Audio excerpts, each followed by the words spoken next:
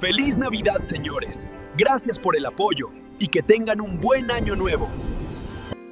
Capítulo 65 Hogar. El descanso de 2 días fue más un arresto domiciliario que un periodo de recuperación. Yuta tenía prohibido realizar cualquier esfuerzo físico y Aiko vigilaba la sala como un halcón, mientras Eri asumía el papel de su enfermera, trayéndole agua y asegurándose de que no se moviera del sofá. Hacían esto más difícil de lo necesario, pensaba él, fingiendo leer un libro mientras en realidad examinaba el interior de su cuerpo con su don. Chasqueó la lengua al confirmar que nada funcionaba. Overhaul no solo había destrozado su cuerpo físico, sino que había deshilachado los circuitos mismos que transportaban su energía.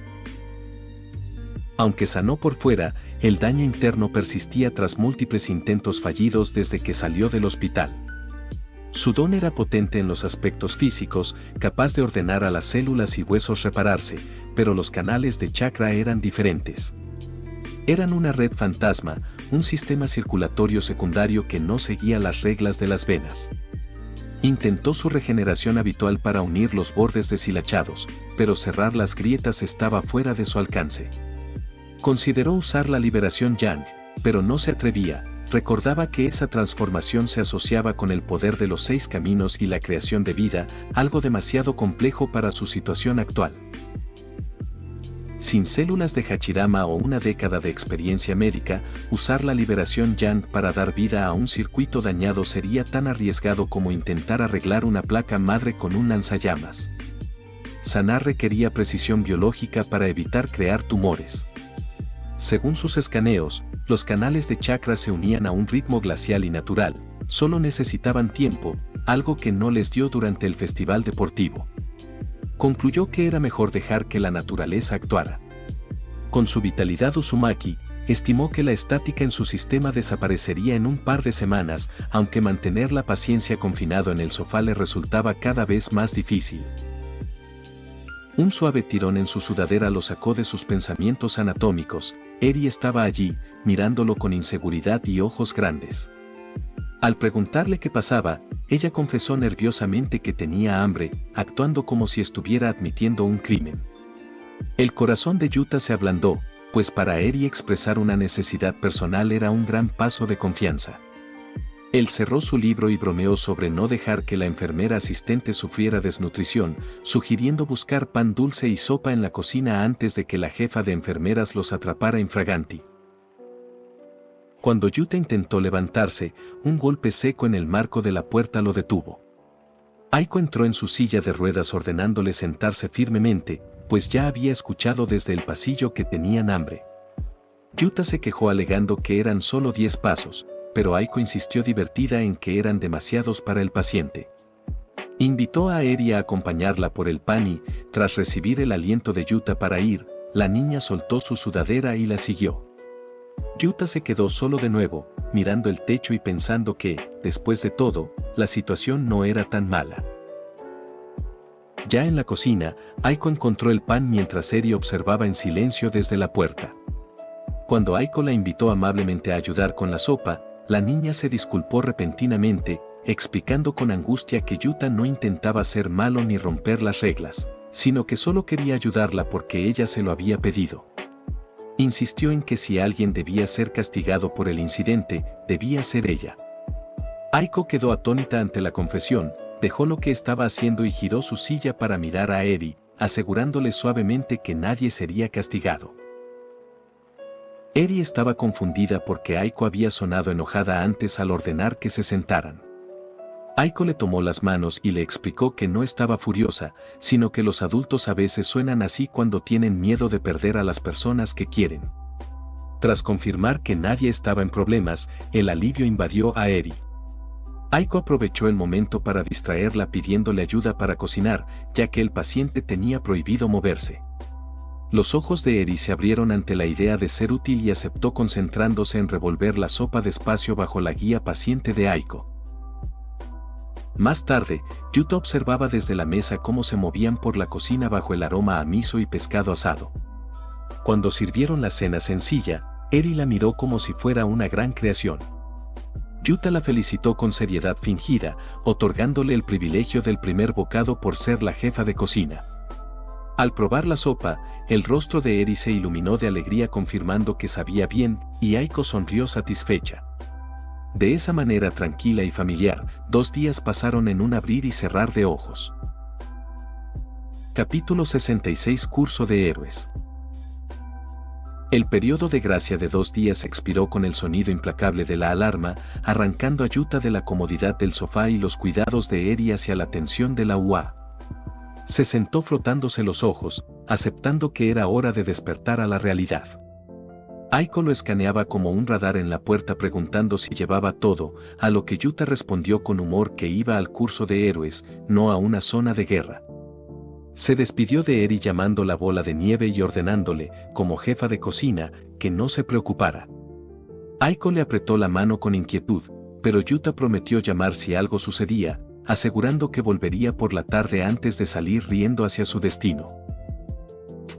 El camino a la escuela fue distinto, pues la gente lo miraba y murmuraba. Yuta comprendió rápidamente que ahora era famoso. En la plataforma, un hombre de negocios lo abordó emocionado por su desempeño en el festival, pidiendo una foto para su hijo, seguido de otras personas que solicitaban autógrafos, algo surrealista para un chico de 15 años. Al subir al tren buscando anonimato, 2 gemelas de piel verde lo reconocieron gritando, acorralándolo para una foto mientras le pedían decir Plus Ultra.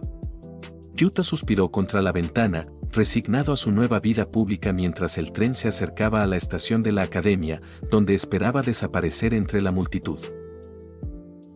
El campus de la UA bullía con estudiantes discutiendo sobre agencias y el festival mientras Yuta revisaba la notificación oficial en su teléfono. Había sido asignado a la clase 1A por recomendación de la facultad. Al entrar al aula, el ambiente era caótico con todos compartiendo sus experiencias de fama repentina, asido y caminar y presumían de ser reconocidos, mientras Zero se lamentaba de que solo le dijeran buen intento.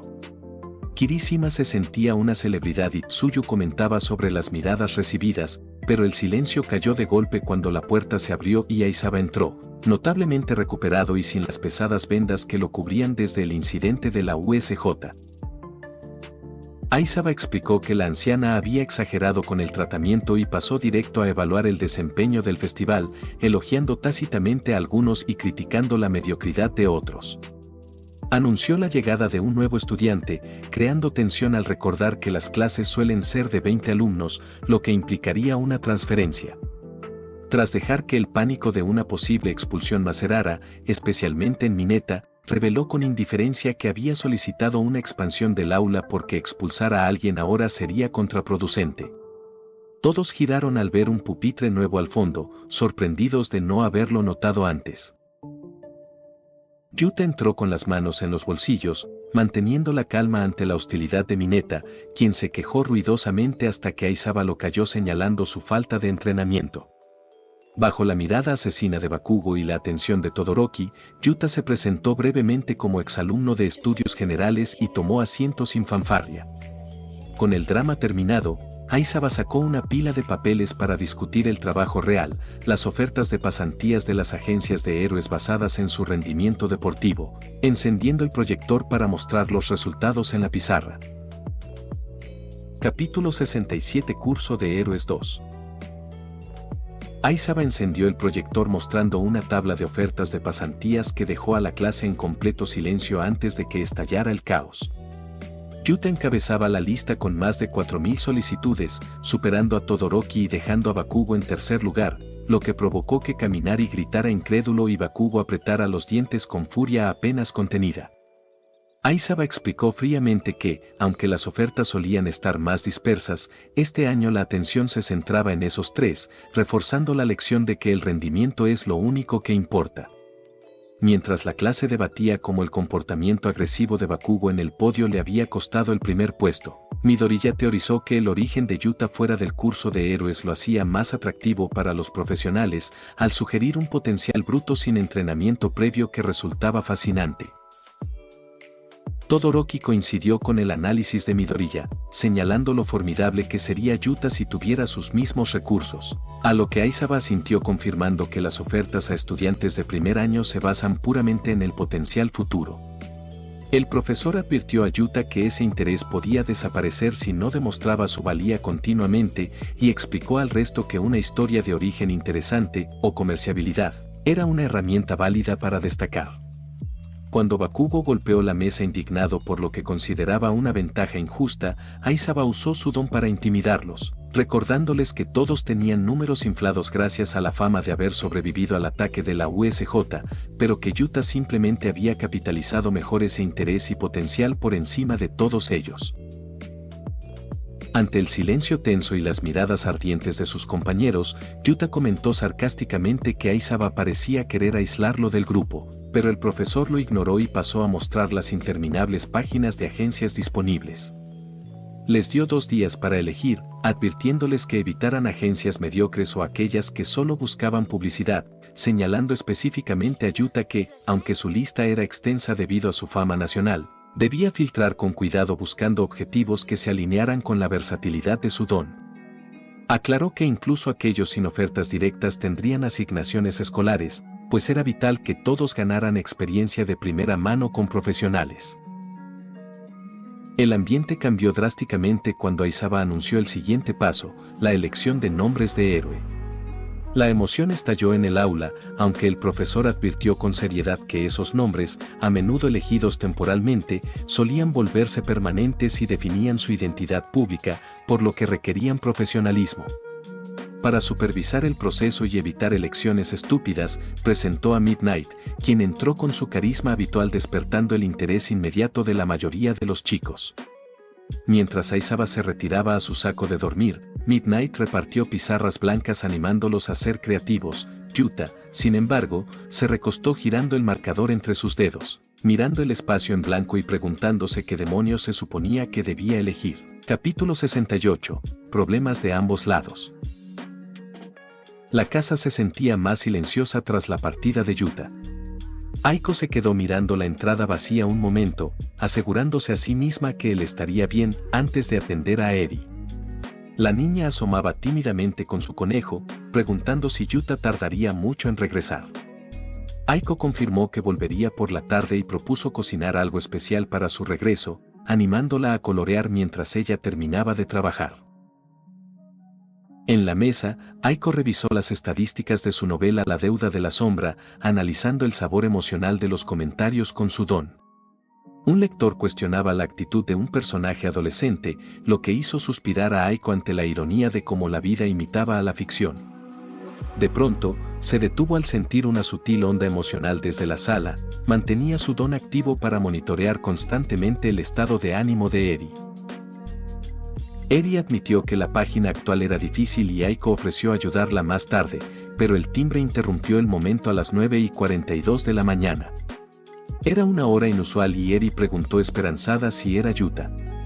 Aiko frunció el ceño y expandió su percepción hacia la entrada. En lugar de la rutina de un repartidor, sintió una clara anticipación y emoción proveniente del otro lado de la puerta. Al abrir, se sorprendió al encontrar a Rin Ayase, la heroína Belloc. Estaba parada allí con una canasta de pasteles y té, declarando alegremente que pasaba por el vecindario. Decidió felicitar al hijo de su antigua compañera por arrasar en el festival deportivo, trayendo tributos en forma de dulces de alta calidad para celebrar la ocasión con su vieja amiga. Rin entró y notó de inmediato a Eri, quien intentó esconderse detrás de la silla de Aiko. Usando su calidez profesional de héroe para no asustarla, Rin se agachó y se presentó suavemente. Quedó encantada por la pequeña voz de la niña, aunque Aiko pidió no abrumarla, enviando a Eri de vuelta a sus dibujos antes de dirigirse a la cocina para servir el té. Por cortesía hacia una vieja amiga, Aiko desactivó su don, prefiriendo no leer a Rin como un libro abierto. Sin embargo, al otro lado de la sala, Eri se congeló cuando un dolor palpitante y un brillo amarillo envolvieron su cuerno. Sintiéndolo caliente y doloroso, se mordió el labio para no molestar a los adultos que reían. Se forzó a seguir coloreando con manos temblorosas, mientras Aiko, desconectada sensorialmente, no se percataba de nada. Esa noche, en el escondite de la liga, el aire apestaba a sangre y ozono. Shigaraki, con el pecho destrozado y respiración irregular, juraba matar a Stan por la humillación sufrida. A su lado, Kurohiri, con su collarín abollado, explicaba a Rappa que el asesino de héroes había sido mucho más formidable de lo previsto durante su desastrosa reunión de reclutamiento. Shigaraki había intentado reclutarlo con su discurso de destrucción, pero Stan respondió clavándolo a la pared con dagas. El asesino solo se vio limitado por una vieja herida causada por un fantasma de pelo blanco. Kurohiri curaba las heridas de un furioso Tomura, analizando que para un fanático como Stan, la destrucción sin propósito de Shigaraki era una herejía imperdonable. Aunque Shigaraki golpeó la barra insistiendo en que su deseo de romperlo todo era razón suficiente, Kurohiri mantuvo la calma. Sabía que los berrinches de Tomura nacían de un ego herido. Sin embargo, señaló misteriosamente que el encuentro no había sido un fracaso total, pues habían obtenido algo valioso de la experiencia. Capítulo bonus 69, Mi nombre de héroe es. Kurohiri hizo una pausa, recordando la intensa mirada del asesino de héroes, y explicó que, aunque la reunión pareció un fracaso, obtuvieron algo valioso, sus motivos. Stan ve la jerarquía actual como un jardín de maleza que necesita ser purgado de elementos podridos y falsos. En este sentido, Kurohiri señaló que tanto Shigaraki como Stan compartían el deseo de ver caer el orden actual de las cosas, sugiriendo que esa era la clave para manipularlo. Shigaraki, sangrando por los cortes, cuestionó la utilidad de esa información, a lo que Kurohiri respondió que para reclutar a un fanático debían darle un objetivo real, no vagas promesas de destrucción. Sacó una pila de perfiles de héroes y señaló específicamente a Endeavor, el héroe número 2, cuyas llamas parpadeaban en la foto. Explicó que Endeavor, impulsado por el legado y la arrogancia, representaba todo lo que Stan odiaba, el falso héroe definitivo. Una sonrisa retorcida cruzó el rostro de Shigaraki al comprender el plan. Crearían un escenario donde el asesino de héroes no pudiera resistirse a destripar al número 2. Kurohiri confirmó que liberarían a los Nomu para atraer a los profesionales, creando un espectáculo de violencia donde la Liga y Stan parecerían un frente unido ante el público. El éxito o fracaso de Stan era irrelevante, lo importante era usar su reputación para desestabilizar la sociedad y facilitar el reclutamiento futuro. Shigaraki completó la idea con una sonrisa cruel. Una vez que hubieran explotado su fama, lo matarían. Stan no era más que otro NPC para subir de nivel.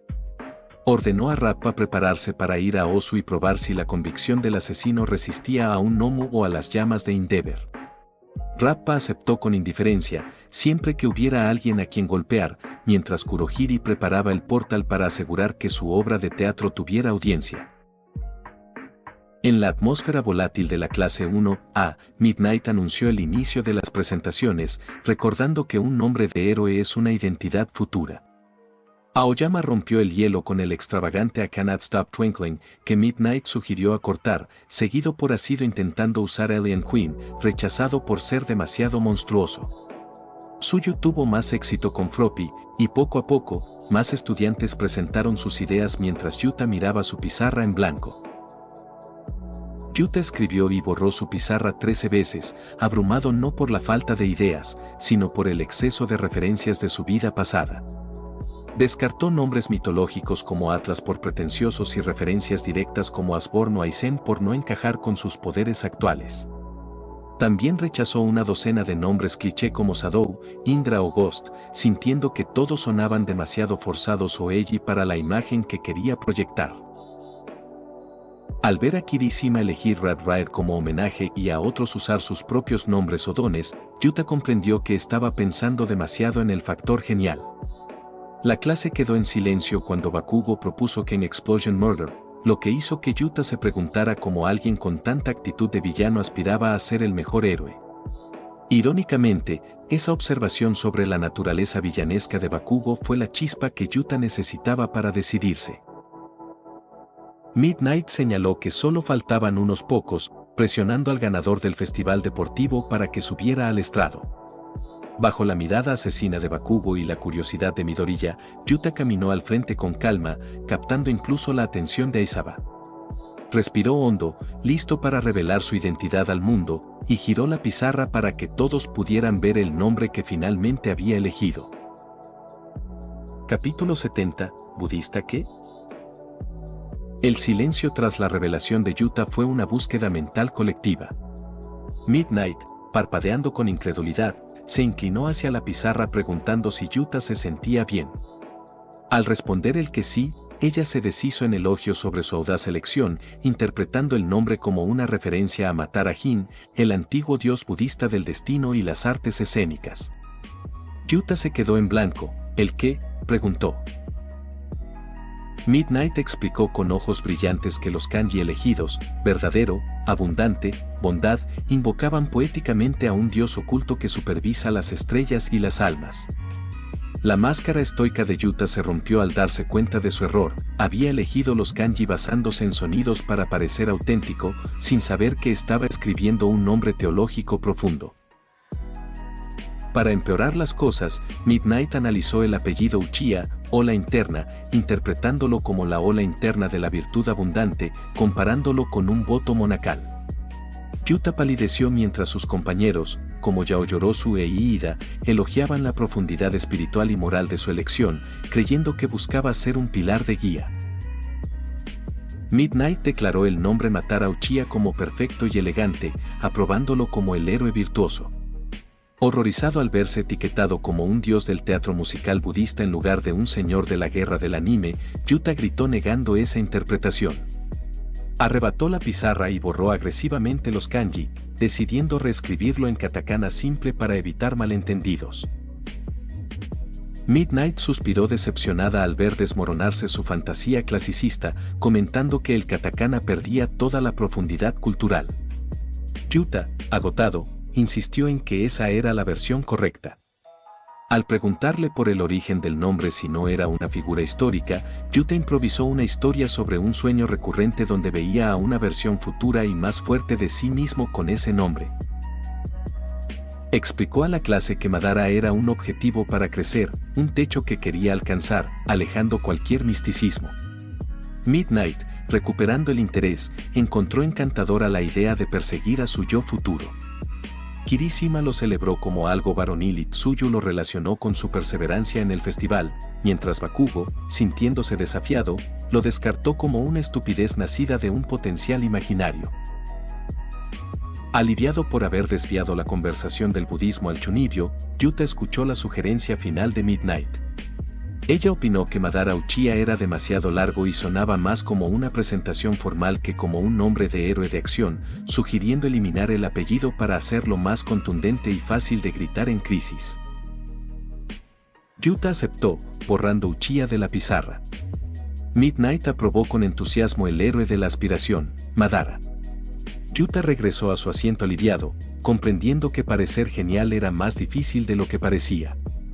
Luego observó cómo Midoriya reclamaba Deku con convicción, transformando un insulto en honor, algo que hizo a Yuta cuestionar su propia falta de seriedad heroica. Sin embargo, cualquier duda profunda se disipó al escuchar a Bakugo gritar de nuevo. Aizawa retomó la clase distribuyendo las listas de agencias para las pasantías, dando a los estudiantes con ofertas la libertad de elegir y a los que no, una lista de 40 agencias disponibles. Advirtió que tenían hasta el fin de semana para decidir, excepto Bakugo, quien tenía un día para elegir un nombre aceptable o enfrentar consecuencias. Capítulo 71. Agencia de Héroes. La salida de Aizawa dejó a la clase en un silencio contemplativo mientras elegían sus agencias. El recordatorio de que solo tenían 2 días aseguró su concentración, y Yuta, como el nuevo, no recibió atención especial. Supuse mal, pensó al volver a estudiar su pila de ofertas, dándose cuenta de que no habría presentaciones grupales. Comenzó a descartar opciones rápidamente. ¿Das jeans? No. Nada que aprender de él ni interés en usar jeans, pensó. Luego vio la agencia Muscle Brother y buscó el nombre en su teléfono. 5 segundos después, lo rechazó rotundamente, era tal como dijo Aizawa, una agencia tras una tienda de conveniencia.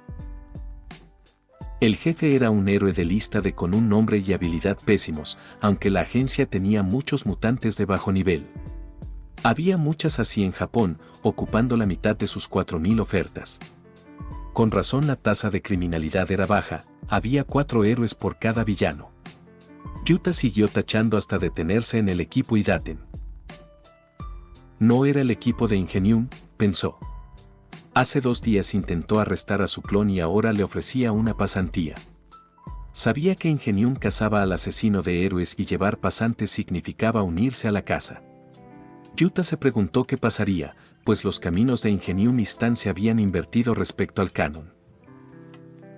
Con tantos héroes alerta, dudaba que Stan resurgiera herido, ya debería estar con la liga. La siguiente oferta lo sorprendió, Endeavor. ¿Qué trama este tipo?, pensó sospechando que el papel ardería. Lo descartó y pasó a la agencia Nicteye, el hombre que investigaba a Overhaul en el canon y poseía previsión. Aunque Nicteye era un gran maestro, Yuta se dio cuenta de que no había nada que aprender de él. Su especialidad era predecir movimientos, algo que probablemente notó en la pelea con Bakugo. Sin embargo, ninguna enseñanza de Nicteye podría reemplazar al Sharingan, así que solo sería otra pérdida de tiempo. Siguió pasando páginas, sintiendo el esfuerzo más agotador que pelear. Ryukyu le sonaba familiar, Hawks no aparecía en el anime y Mount Lady era novata. Al ver a Fourth Kind, sintió que era una trampa para corregir su comportamiento, imaginando gritos sobre su postura y modales. Se negó rotundamente a eso.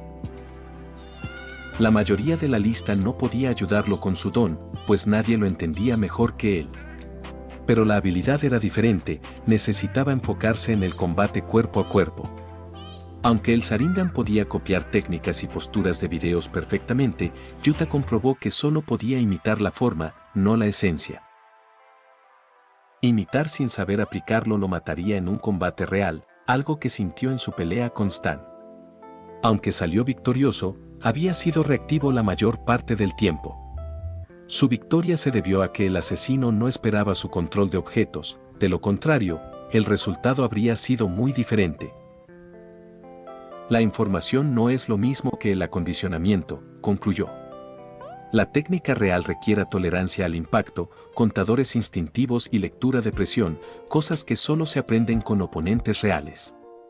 Ningún video podía reemplazar a un profesional corrigiendo errores. Stan tenía razón, Yuta solo tenía instinto y percepción visual. En realidad, apenas podía diferenciar una finta de un ataque real ni sabía cómo adaptarse si el oponente cambiaba el guión. Contra enemigos rápidos, ver el futuro no servía si no sabía cómo responder. Necesitaba a alguien que le enseñara no solo cómo pelear, sino cuándo y por qué, le faltaba experiencia de combate. Fuera de sus pensamientos, el aula era un hervidero de actividad. Mina yacía sin vida en su escritorio, mientras Momo elegía a Obabami para ganar experiencia en apariciones públicas. Mineta declaró a Mount Lady como su mejor opción alegando potencial de crecimiento, aunque Tsuyu señaló rápidamente sus intenciones pervertidas ante su sonrojo culpable. Al fondo, Todoroki ya había elegido en silencio, mientras Bakugo estaba furioso al no ver a Endeavor en su lista. De los 10 mejores, solo Bash Ginest y Krast le enviaron ofertas. En medio del ruido, Yuta se levantó arrastrando su silla, con su montaña de 4.000 ofertas reducida a una sola carpeta delgada bajo el brazo. Kirishima preguntó sorprendido si ya había revisado todo, pero Yuta admitió que se rindió en la página 50. Iida se levantó solemnemente, recordando que era una decisión monumental que daría forma a sus primeros pasos profesionales. Al ver que Yuta se iba, le sugirió que si tenía problemas, podía unirse a él en la agencia de su hermano. Capítulo 72. La mejor opción. Iida sugirió a Yuta unirse a la agencia de su hermano, sorprendiéndolo genuinamente.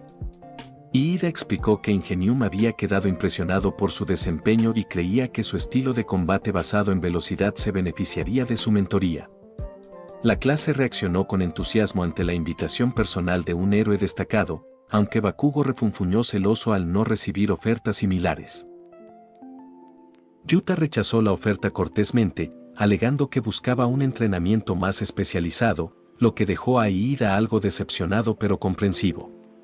Kirishima insistió en que debía tener alguna idea entre sus 4.000 ofertas, a lo que Yuta respondió que pediría ayuda para filtrar la lista a la única persona que sabía que era realmente útil, saliendo del aula y dejando a todos especulando sobre a quién se refería. Mientras la clase debatía sobre la personalidad de Yuta, Mina bromeaba con Hagakure sobre tener a su enemigo mortal en clase, recordando el incidente del meteorito. Otros defendían a Yuta, notando que, aunque reservado y aparentemente intenso, no era frío, sino simplemente introvertido o presionado por su falta de experiencia al venir de estudios generales. Todoroki salió del aula declarando haber hecho su elección sin necesidad de ayuda, mientras Yuta entraba en la sala de profesores. Allí encontró a Aizawa a medio meter en su saco de dormir y a otros maestros relajados. Yuta entregó su carpeta pidiendo ayuda para filtrar las ofertas, sorprendiendo a Aizawa, quien valoró que no cayera en la trampa de la fama superficial como muchos estudiantes. Yuta explicó que necesitaba un mentor en combate cuerpo a cuerpo y artes marciales, sin perder tiempo en patrullas o servicio comunitario. Aizawa reconoció la lógica pero advirtió que las artes marciales requieren años de memoria muscular, algo imposible de lograr en una semana.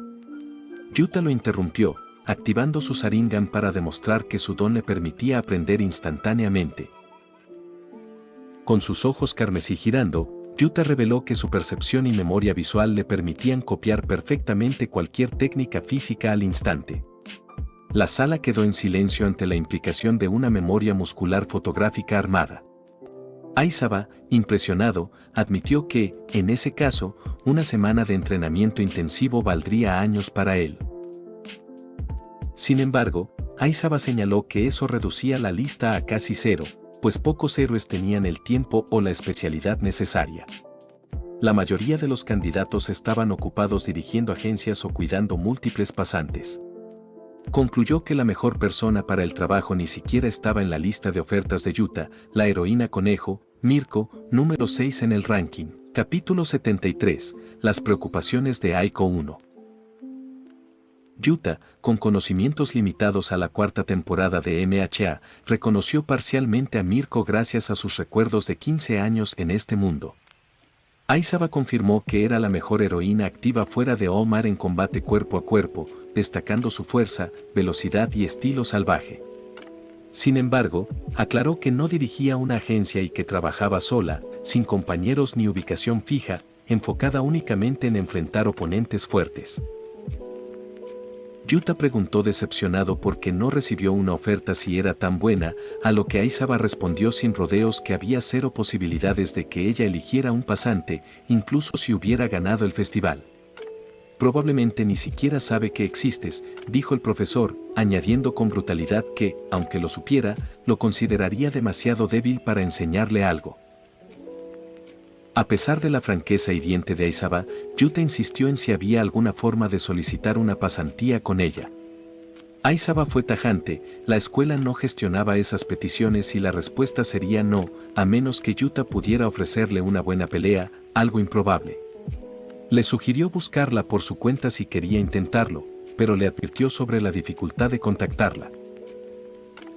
Aizawa le recomendó reconsiderar las opciones de su lista, como Guneat para técnicas de combate o Fourth Kind para disciplina, aunque advirtió que estaría en grupos grandes sin atención personalizada.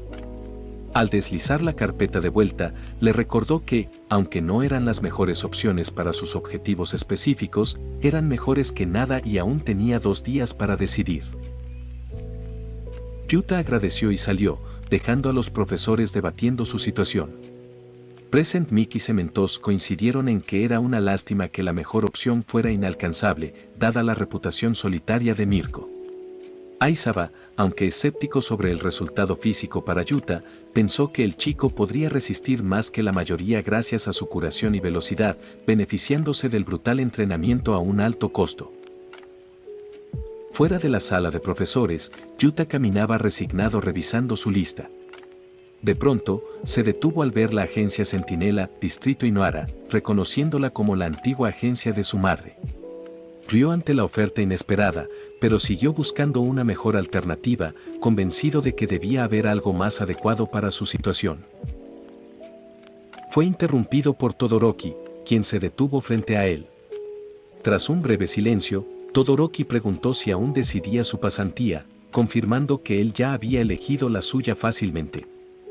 Antes de irse hacia la sala de profesores, declaró con su habitual inexpresividad que también quería una revancha después de las pasantías, dejando a Yuta exasperado por los dramas adolescentes. En la residencia Akutami, Aiko y Rin disfrutaban de un café.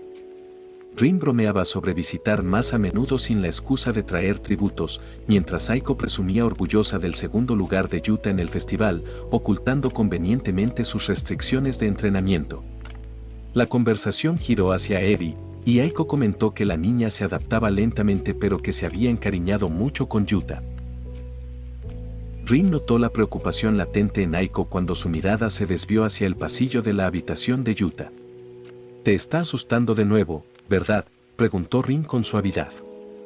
Aiko suspiró profundamente, luchando internamente con la terrible sospecha que la carcomía, el temor de que su hijo hubiera matado a un hombre y se lo estuviera ocultando. Capítulo 74. Las preocupaciones de Aiko 2. La noche en que Aiko recibió la llamada de que Yuta había sido encontrado casi muerto en una ciudad vecina, el miedo la paralizó. Empeoró al saber que había peleado con un villano increíblemente peligroso. Aunque Yuta explicó que un vigilante lo había salvado, el donde Aiko detectó una disonancia perturbadora, sus emociones tenían un filo metálico y cauteloso, no de alivio ni miedo, sugiriendo que ocultaba algo crucial tras su explicación. Su preocupación creció con los días, culminando en el festival deportivo al ver la magnitud del poder de Yuta. Las coincidencias sobre la aparición del vigilante le hicieron sospechar lo impensable, que su hijo había hecho algo irreversible, tal vez matar, y no sabía cómo lidiar con ello. Sin embargo, Yuta actuaba con normalidad, lo que hacía que Aiko dudara de sus propios sentidos y se aterrara ante la incertidumbre. Lógicamente, Aiko estaba orgullosa de que Yuta hubiera arriesgado su vida para salvar a una niña, probando su buen corazón. Sin embargo, sabía que el heroísmo podía tallar algo oscuro en las personas, llevándolas a conclusiones letales para proteger a los inocentes. Temía que su hijo hubiera cruzado esa línea donde eliminar al monstruo es la opción más segura, una carga para la que no estaba listo. Confesó a Rin que sentía que Yuta cargaba con secretos pesados, notando que sus emociones no coincidían con sus palabras. Había intentado presionarlo con castigos para provocar una reacción o confesión, pero sin éxito. Rin, tratando de consolarla, le recordó que Yuta seguía adelante, yendo a la escuela y cuidando de Eri, sugiriendo que tal vez solo necesitaba tiempo para procesar lo vivido. Tras la partida de Rin, Aiko encontró a Eri acurrucada en posición fetal, temblando y con rastros de lágrimas. Al activar su don, sintió una niebla sofocante de miedo, confusión y soledad emanando de la niña. La culpa la golpeó por no haber notado su angustia mientras hablaba con Rin, dándose cuenta de cuánto trauma cargaba a Eri a pesar de sus sonrisas diurnas. Usando su don para calmar emociones, Aiko relajó el cuerpo tenso de Eri hasta que la niña cayó en un sueño profundo.